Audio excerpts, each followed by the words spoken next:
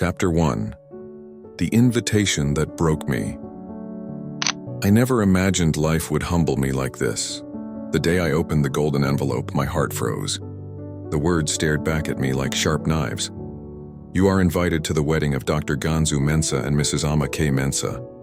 My name was nowhere on the card, yet the bride was my wife, Amma. The same woman who, until a few months ago, prepared my meals, ironed my clothes, and smiled at me like I was the only man in the world. How did we get here? How did the woman I called my obedient wife end up in another man's arms? Let me take you back to the beginning of the disaster I created with my own hands. From the day we married, I made it clear, no wife of mine will ever drive a car. Women who drive are arrogant. You will take Uber or the bus when necessary. Amma smiled and said, "Okay, dear." She was always that calm, never argued, never raised her voice. I wore that obedience like a crown.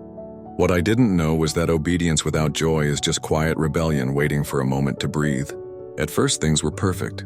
She cooked, cleaned, and waited for me to share my stories. I rarely listened to hers. Why would I? I believed my stories mattered more. I arrogantly called it boundaries. If she came home sad, I loved it. It made me feel powerful, like the man of the house. Her laughter, I didn't care for it. I wanted her to need me, to look up to me, to depend on me for happiness, which I'm not ready to give, at least not on this planet Earth. But then the laughter came back. And it wasn't because of me, it started small. She began taking Uber to work regularly. No big deal, right? Except that whenever she returned home, she had this glow. Eyes shining, lips curved in secret smiles. She giggled while cooking, hummed while doing laundry, and sometimes even whispered on the phone late at night. One evening, I asked casually, "So what's making you so happy these days?" She smiled softly. "Just life, dear." I didn't like that answer. I wanted her sadness back. I wanted control.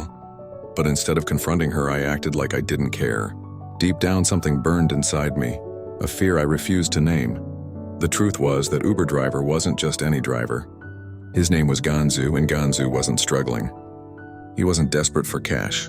He was a well-respected health professional, widowed, wealthy, and still strong in his 50s.